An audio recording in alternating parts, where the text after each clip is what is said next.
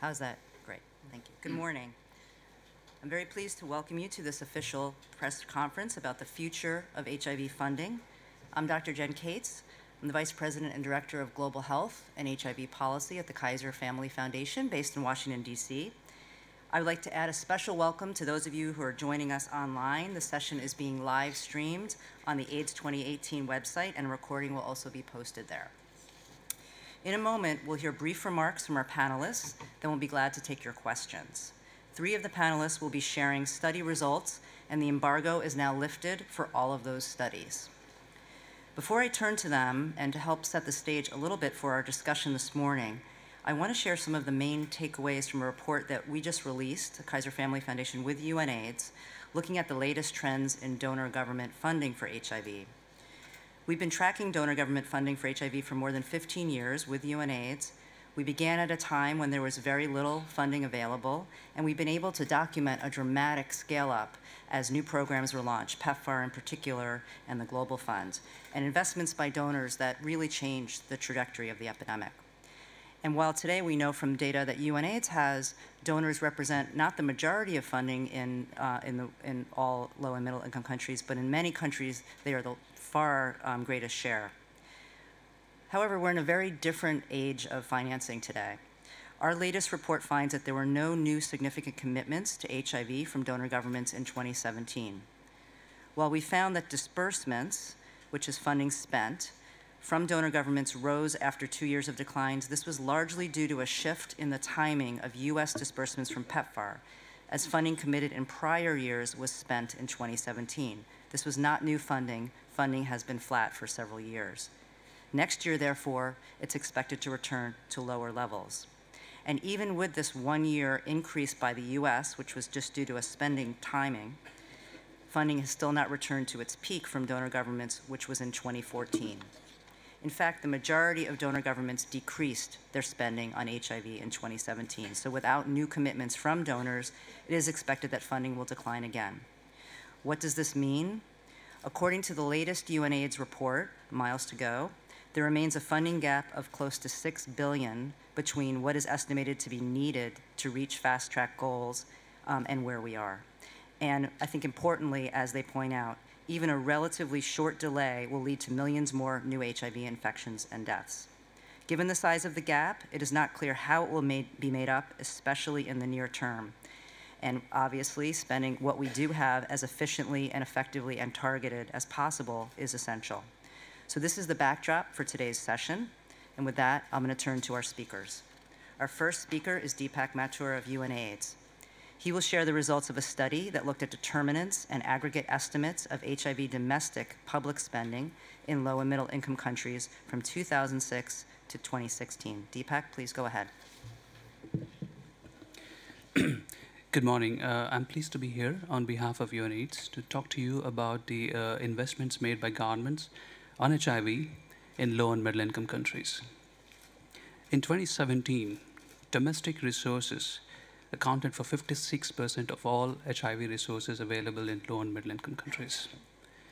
The total resource availability rose to $20.6 billion, which was an 8% increase compared to 2016. Much of this increase in 2017 can be attributed to continuing increases in government spending and increases from international resources. However, as we have heard, increase in international resources was due to unused resources in pipeline, but not due to new commitments. Between 2006 and 2017, there was a 3-fold increase in domestic public spending on HIV. Most of the increases came from upper middle income countries, which contributed to 85% of domestic public spending in all low and middle income countries. There was a growth in low income countries as well. There was a 3-fold growth between the same period, 2006 to 2017. However, their contribution to total HIV spending from governments in low and middle income countries was just 4%. At 47%, Eastern and Southern Africa has the highest share of domestic public spending in all low and middle income countries, which is followed by Latin America and the Asia Pacific. Despite a high share, there was still about 60% dependency on external sources in East and Southern Africa. It was even higher in West and Central Africa, which was 70% dependency on external sources. Domestic spending per capita varies significantly between different income groups. In East and Southern Africa, across the whole population, an USD 10.4 was spent on HIV from domestic public sources, whereas in West and Central Africa, it was just $0.4. And in the Middle East, it was 0.2 USD per person. In upper middle income countries, we found that domestic public spending on HIV was $8, while in low income countries, it was just 0.36 US dollars per capita. The data show that we are almost 20% short of the annual resource needs for HIV to achieve the 2020 targets set by the UN member states. Filling this gap is urgent, and time is running out. The gap in funding will have to be mobilized from all available funding sources. We urge donors and governments to step up funding in AIDS response so that we have a fully funded AIDS response. And not fully funding the AIDS response will have drastic impacts. If targets are missed by 5 years, an additional 2.1 million new infections and 1 more million people will die of AIDS-related illnesses. Thank you. Thank you, Deepak. Our next speaker is Annie Hagenstad of the Harvard T.H. Chan School of Public Health. She will discuss the results of a study looking at trends in HIV spending by financing source and spending category in 188 countries from 2000 to 2015. Annie? Thanks, Jen. I'll be talking about a paper that we published in The Lancet in April 2018. We've been estimating development assistance for HIV for 9 years, but in our most recent piece in The Lancet, we for the first time estimated government, out-of-pocket, and prepaid private spending for 188 countries. Similar to what Jen and Deepak have emphasized, we found that development assistance for HIV has not grown as much in recent years as it has in the past, but government health expenditure has continued to increase despite this lack of growth. We also find that out-of-pocket payments made at the point of care that can potentially put people at risk for catastrophic and impoverishing expenditure are 2/3 lower as a share of total health expenditure for HIV as relative to all health spend. So that's to say that governments and donors make up the bulk of spending on HIV. We compare spending across World Bank income groups to the burden of disease, notably disability-adjusted life years.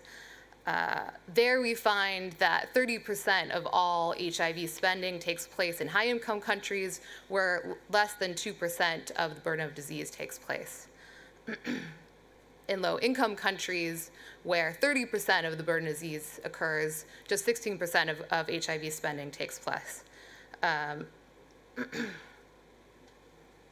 Finally, our piece also highlights the vulnerability of many high-burden, low-income countries to potential future declines in development assistance for HIV. In South Asia, we find that 45% of HIV spending comes from development assistance for HIV. However, or furthermore, in sub-Saharan Africa, 65% of all HIV spending comes from development assistance for health. This is particularly concerning in the 26 countries in which 80% of all spending comes from development assistance for HIV, and is particularly notable in some of the PEPFAR priority countries where a substantial amount of HIV spending comes from development assistance. So I think that's all from me. Thanks, Jen. Great, thank you very much, Annie. Our next speaker is John Stover of Avenir Health, which is based in Connecticut in the US. His study examined ways to optimize global investments in HIV, which obviously is an important area of research given what we're all talking about. It's critical to make the best possible use of resources we have, especially at a time when donors are, at best, not increasing investments and maybe scaling back. John, please go ahead. Thank you, Jen. Yeah, I'm going to change gears a little bit and talk about how we use the money that is mobilized for HIV programs. And for those of you who've looked at the recent UNAIDS report, you've seen that global spending on HIV is $18 to $20 billion, and it's been fairly constant over the last several years. Yet at the same time, we've seen real progress, particularly measured progress in terms of number of people on treatment and expansion of programs to provide voluntary medical male circumcision. So how have we achieved this progress with level funds? We've done it by improving the efficiency with which we deliver programs.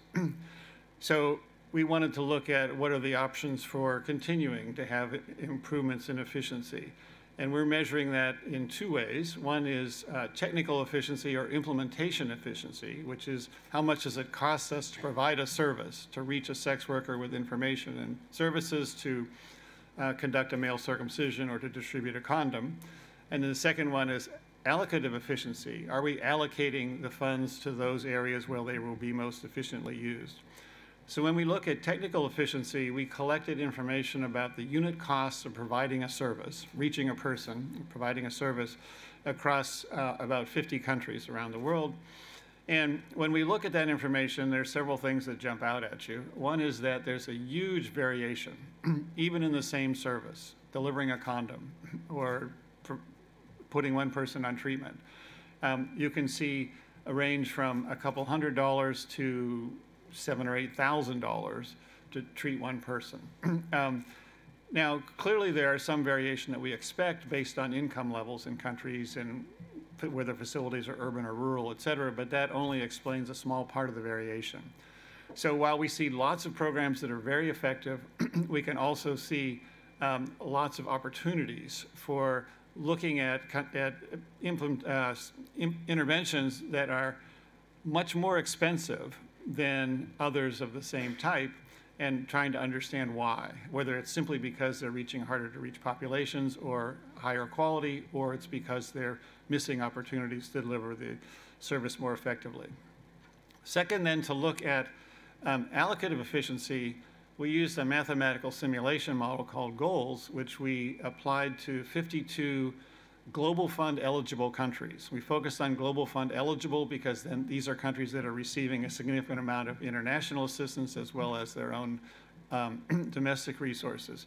So we set the model up for each one of these 52 countries, and then we ran simulations where we scaled up each intervention one at a time in order to calculate the cost effectiveness, and I'm going to focus on cost per infection averted, of each intervention, each of 13 interventions in each of the 52 countries. So we give a big table of how cost effective each intervention is in each location.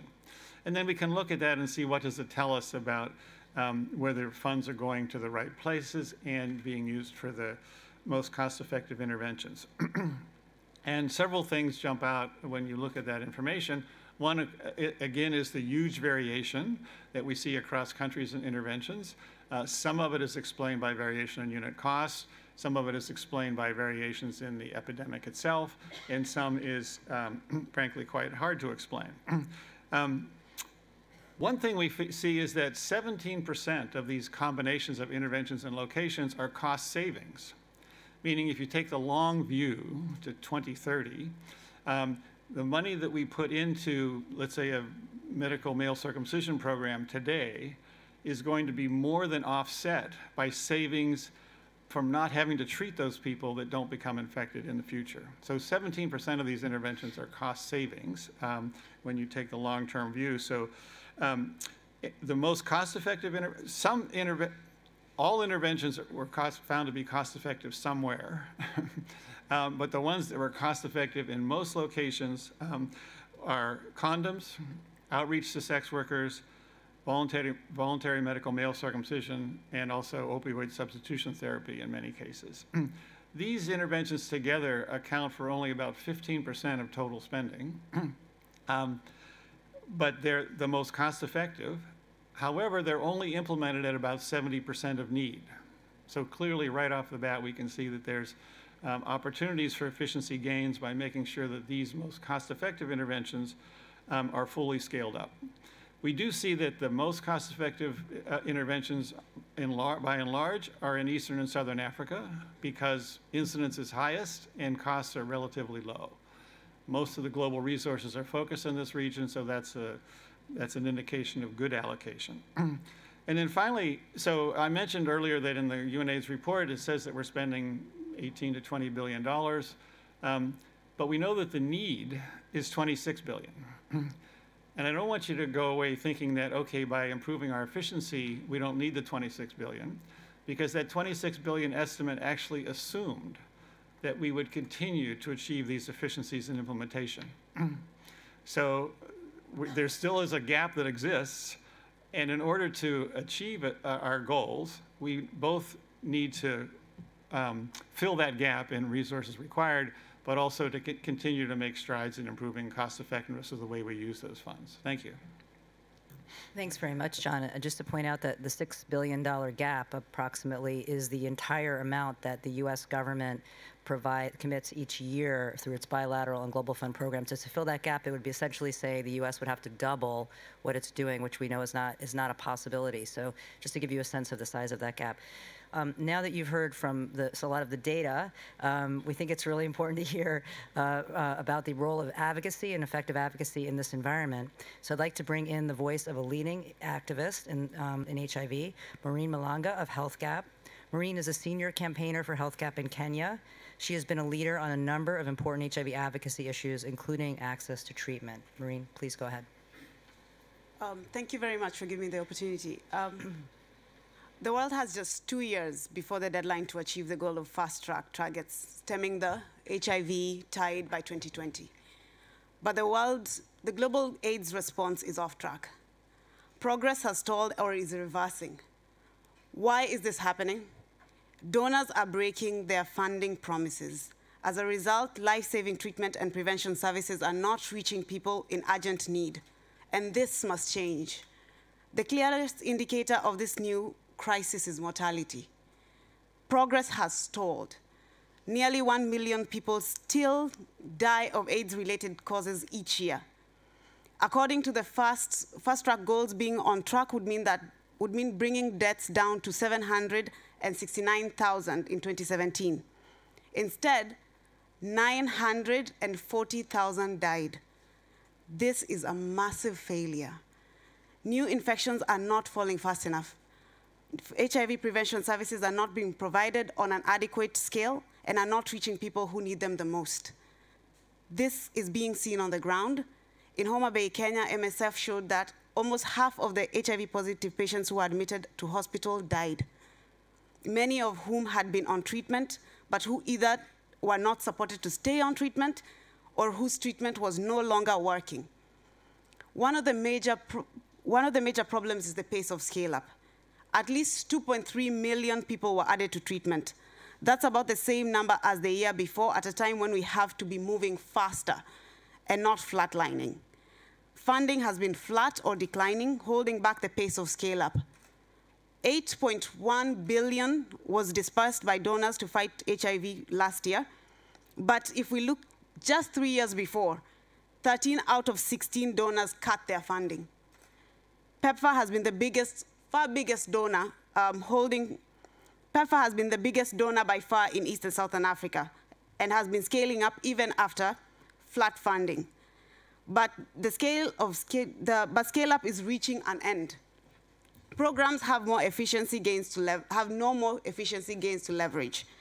PEPFAR is simply running out of money to take programs to scale. Here are just a few examples. The DREAMS program to prevent HIV prevention among adolescents and young women has shown remarkable results, cutting new diagnoses and empowering young women. But it reaches a tiny fraction of those in need. In Kenya, for example, there are 7.2 million women and girls between the ages of 10 and 24. The DREAMS goal is to reach over 400,000, just 6% of these women. At this scale, we will never halt new infections. There are 70 districts in Kenya, but PEPFAR started in just 4 districts. This year, they are only adding 3 more districts. And next year, they won't add any more because there is no more funding.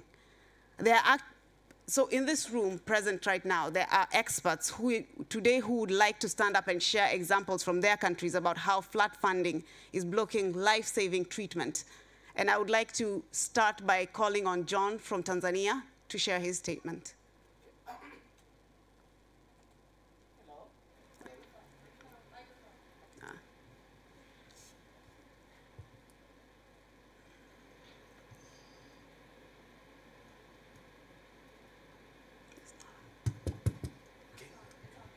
Hello, my name is John Kashiha, and I'm working with the LGBTI organization in Tanzania. I'm program director. For the case of Tanzania, in Tanzania, we need to get HIV self-testing, education, adherence support, and access to PrEP to 20,000 men who have sex with men, trans people, sex workers, and people who use drugs, who are experiencing the worst of the epidemic in upcountry urban regions with a HIV prevalence, where there is a huge hostility environment and security issues in regards to access to the health services. For this case, we are actually requesting to, all services will cost almost like a 400,000 USD, but you can tell us no money for this. That's how we know there is AIDS funding crisis. In this also, we will never end in the epidemic if we will not invest in the right place to the right people. Thank you. I would like to call on Eric Micheka from Malawi as well.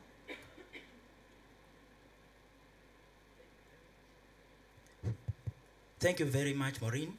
My name is Eric Mcheka. I come from Malawi, the southern part of Africa. Yes, commenting on the issues regards funding. In Malawi, currently we have 750,000 people on ART. Out of these people, it takes 2 years before one gets viral load testing. However, with $15 million, it will enable the people have their viral load testing before Malawi transitions to TLD, and this is going to empower people to begin to demand their viral load every year. And not only that, it is even going to help Malawi have the epidemic under control as well. Apart from that, currently with regards to voluntary medical male circumcision, we are 23% coverage. However, with $13 million US, it will help Malawi have voluntary medical male circumcision covering 6 districts, and this is also going to help Malawi have the epidemic control because it is going to reduce the number of incidences. Thank you very much. And as I say, they tell us there is no money, and this is how we know that we have AIDS funding crisis at the moment, as Maureen has already alluded to. Thank you. Oh, and last I would like to call Chamu.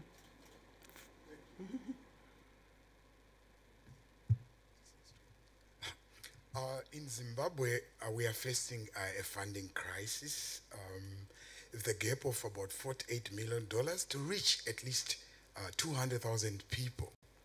And statistics are also showing us that men are hard to reach in terms of getting services for HIV. And it only requires $10 million to at least reach about 250,000 men using community-based approaches. So we really requesting that we prioritize that, because failure to do that, it will result in quite a lot, this crisis will continue. So this is our plea to the external and internal funders. Thank you. Thank you so much. And in conclusion, in the next 3 years, an additional 2.8 million people must be added each year, but there's no new commitments to increase resources. 7 years of flat funding from the US and reduction in contribution to the Global Fund by major donors will not get us to the end of the epidemic.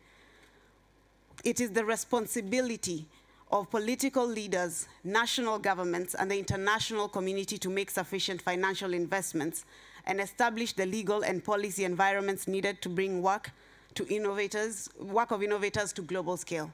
Thank you. Thank you, Maureen, and to your colleagues as well. Thank you for sharing your perspectives. So finally, we thought it would be helpful to hear from a policymaker in a donor country. We're very pleased to have Baroness Liz Barker with us. She's been a member of the British House of Lords since 1999. She's been very active on LGBTQI rights, sexual and reproductive health issues, and HIV policy. Baroness Barker, please go ahead. Good morning. Thank you very much indeed for inviting me to take part in this really important discussion. About 15 years ago, I was at a conference, and a long-established and very famous HIV physician was on a panel. And somebody said to him, asked him a question, and he said, "Don't you get tired? After all these years, are you not tired?" And he sat there and he said, no. And he said, apart from anything else, this virus, it mutates and it changes. And that makes it one of the more interesting medical challenges to work on. Hold that thought while we think about funding, mutation and changing. There is, at this conference, a lot of good news around. You know, we know that from 2000 to 2015, there was a 20-fold increase in people born ARTs. We saw 50% reduction in deaths from HIV. We've got exciting innovations like PrEP coming along. But you're right, everybody in this panel is right. We're not on track to meet those ambitious targets of 90. But there are very, very good reasons to continue our investment. You know, you, like me, probably go to a lot of meetings where our biggest challenge is to convey to the people in the room that AIDS isn't over. It really is not over. But we've got a lot that we can be hopeful about. The thing is, picking up on the points made by all of the panel members, we need not just to continue to invest, but we need to reorientate our investment in the fight against this virus. In our recent report from our all-parliamentary group, No One Left Behind, where we looked at the changes in funding, principally from DFID and through the Global Fund, in which I'm very pleased Maureen and I worked together. We didn't actually meet until yesterday, but we worked due to the wonders of Skype. We talked about what it was like to sit in London as a donor and to sit where she does on the front line. One of the major things that we concluded was that many donor governments, ours included, use GNI as a determinant in funding. And we came to the conclusion that that is far too crude. And one of the reasons why we arrived at that conclusion is because we know that by 2020, 70% of people with HIV will live in middle-income countries. And therefore, taking the gross national income of a country does not lead you into the more subtle analyses of the kinds that our colleagues here were talking about. And if we can't get our analyses right, then we can't get the responses right. The second thing that we concluded is that all governments, and particularly donor governments, have a responsibility to take down or help to remove those barriers for the key populations in the countries where prevalence is so high, the unpopular people. And I'm proud to say that the United Kingdom government has recently given a lead to that. We take our responsibility as a former colonial power extremely seriously. And therefore, on a non-party political partisan basis, I was very pleased to see our Prime Minister give a commitment at the recent Commonwealth Heads of Government Summit in the United Kingdom that the United Kingdom would work with all countries in the Commonwealth who wish to change their laws and that discriminate against LGBT people. Many of them do so because of the legacy of the penal code that they inherited from us as a colonial power.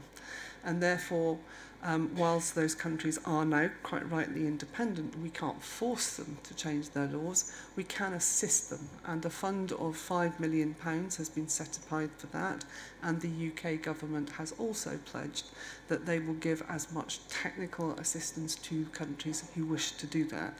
The message is very clear.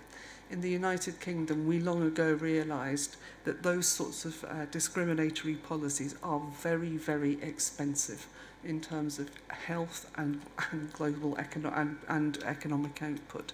If it was good enough for those of us in the first world to go through decriminalisation, then it should be for us to help others. The final two other things that I want to say. The major funders, and in particular the Global Fund, need to look strategically with governments, recipient governments and civil society about how one can develop sustainable plans for maintaining the good progress, and particularly for starting to refine some of the interventions along the lines that Dr. Stover was talking about. It's not just a matter of continuing to fund exactly what has been funded in the past. The last 30 years of work has been a massive investment. It is now time to sustain the level and quantum of funding and to think again in perhaps some very new and innovative ways about how we do that. But let's take home one message.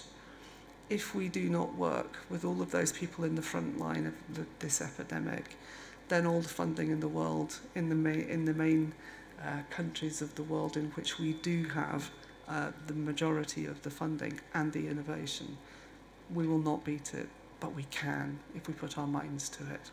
Mutate and change our funding patterns. Thank you, and thanks to all of you on the panel. It's now time for your questions. If you do have a question, please come up to the mic, let us know who you are and what outlet you're from, and try to keep it a little short. Thanks. Hello, I'm Jan Tuczynski from German Public Radio, and it's a question for Mr. Mature. You said that not fully funding would lead to 1 million new infections and 1 million deaths. Could you just precise that calculation? Thank you. Thank you. I think it was said as 2.1 million more new infections and 1 million more AIDS deaths. This statement comes from the UNAIDS estimates, which we have worked with, I believe, John Stover. We can come back to you on this. I don't have those values right now. Hi, Malawi Walker, Mid-Page Today. I have a question for Dr. Cates. Sort of domestic-wise, do you know, with this current administration, have there been cuts to PEPFAR? And if there's any sort of plan to kind of globally make that up, and what would the effects be domestically and globally, you know, with the budget cuts that, you know, we assume are happening with in the U.S. toward this disease? Thanks. Good question. As those of you who follow the news out of the United States, for the last 2 years, the current administration has proposed pretty significant cuts to PEPFAR of about $1 billion a year, including bilateral and global fund contributions. But our U.S. Congress, which actually does have to approve a budget, has rejected those cuts. So even though those cuts were proposed 2 years in a row, they were rejected by the Congress, and the Congress has funded PEPFAR at the same level and the Global Fund at the same level. That is expected to happen again this year. But I think it's important to pay attention to that. It is a big change in the prior administrations, Republican and Democrat. There has never been proposals to cut this program. The issues have been how much would it increase or would it stay flat? So these proposals are really a statement about the priorities. It's important to put them in the larger context. These are budget cuts that have been proposed to many, many programs, but they have not actually happened at this point.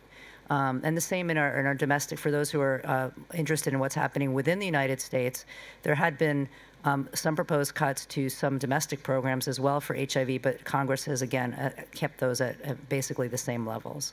So it's something that I think a lot of advocates are watching, but they haven't materialized to actual cuts. The one other thing I will say is we've done some analysis of what the cuts of those magnitude would mean when they first were proposed, and we found that they would have a dramatic impact on people, the number of new infections, the number of AIDS deaths, the number of people who are reached with antiretrovirals. So they would have a significant impact on health outcomes. We're not just talking about dollars, it actually translates into people's lives. Thanks.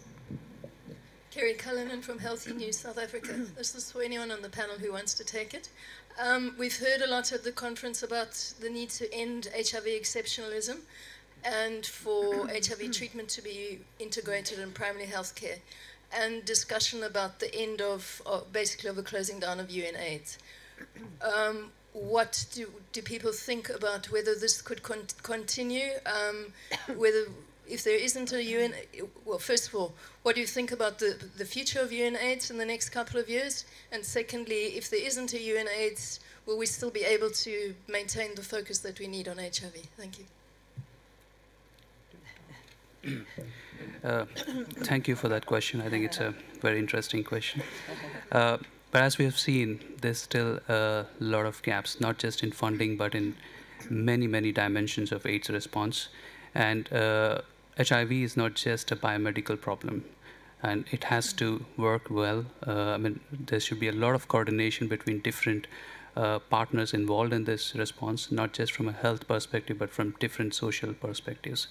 So my opinion is that there's still a strong need for a global organization to help in these elements. Thank you. Yeah, if I could just add to that, I think there's two different concepts at work here. One is how do we organize the long-term sustainable response after we achieve our target, so 2020 to 30 to 40 to all the way out to 2050. And the other is the short-term emergency.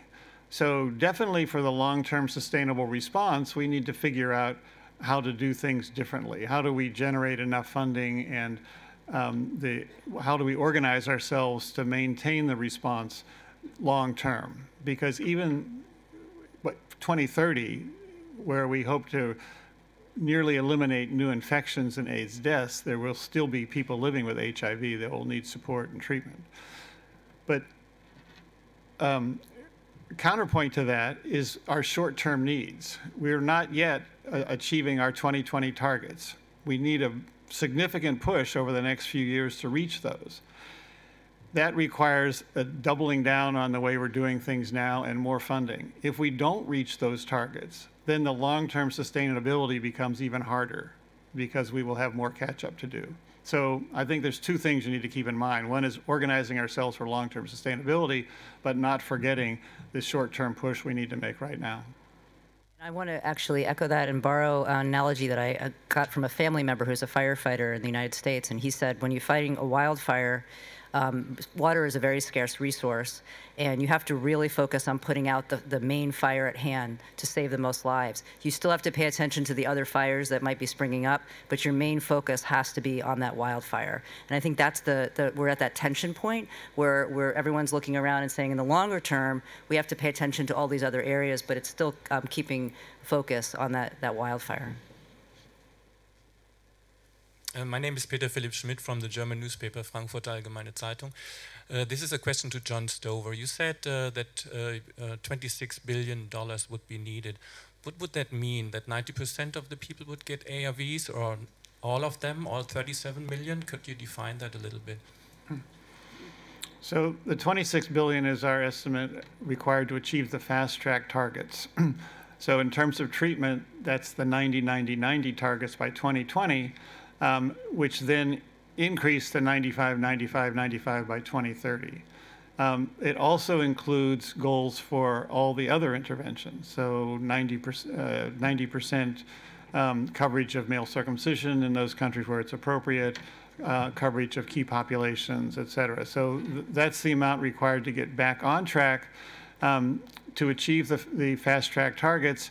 And interestingly, once we achieve that level, we need to sustain that level beyond 2020. Resources don't go up, needs don't go up, but also they don't go down very dramatically in the short term. Other questions? I'm going to ask a question of our panelists, and then we'll see if any others come up.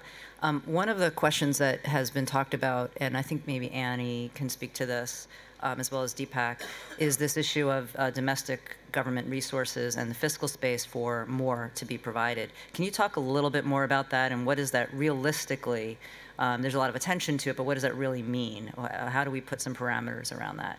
Whichever one of you wants to go first.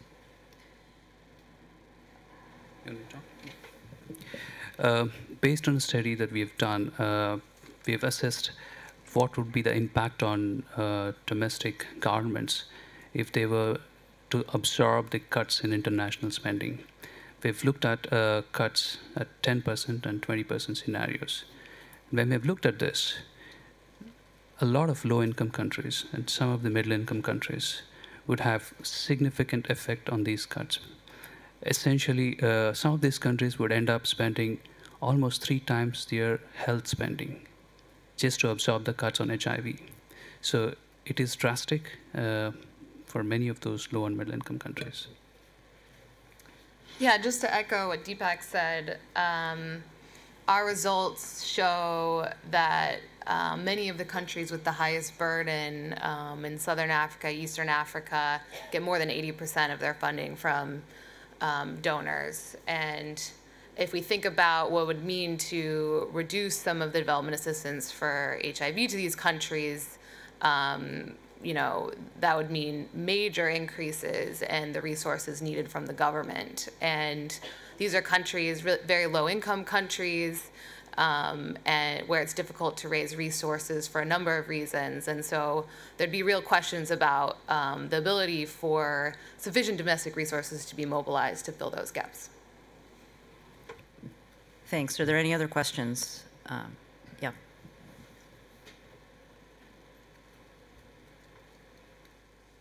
Hi, my name is Adele Solkis. I'm from the Global Fund Observer.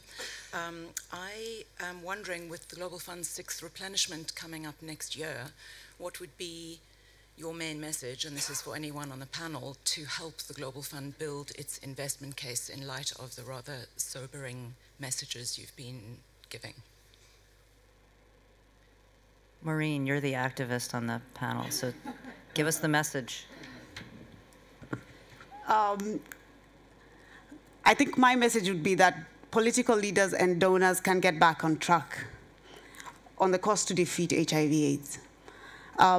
We have seen that there's $50 million new funding that will become a reality for PEPFAR in 2019. We have seen the Dutch Ministry of Foreign Affairs pledge $10 million to increase, there's an increase for West and Central African countries. So it is possible to increase funding for the HIV response. And that is we as communities would like to see an increase in the AIDS response so that we are able to meet our targets for 2020. If I could just add to that, we are working with Global Fund to apply our mathematical modeling to help with the replenishment. So they're asking us to use the modeling to run scenarios to determine how much funding is required to get us back on track to achieve the goals. What are the consequences of not getting that amount of funding, so they can use that in discussions, and then looking at how allocation of funding affects the achievement. And all of that then goes into the discussions with the donors about, you know, how much money could be provided to the Global Fund. I think the message, I would do two messages. The first is the evidence is there from the last 20 years that the funding this funding works. It has results. There are other areas of international development funding where it is not so clear to see results. So that's the first thing I would say. And the second thing I would say is that were the Global Fund not to continue at least at its present level, and preferably with more funding, then all of the investment that has been made up until now will be diminished because so much has been done. And I think the third message to say is that some of your funding partners, but also people on the front line, are not asking for indefinite funding of what is done now.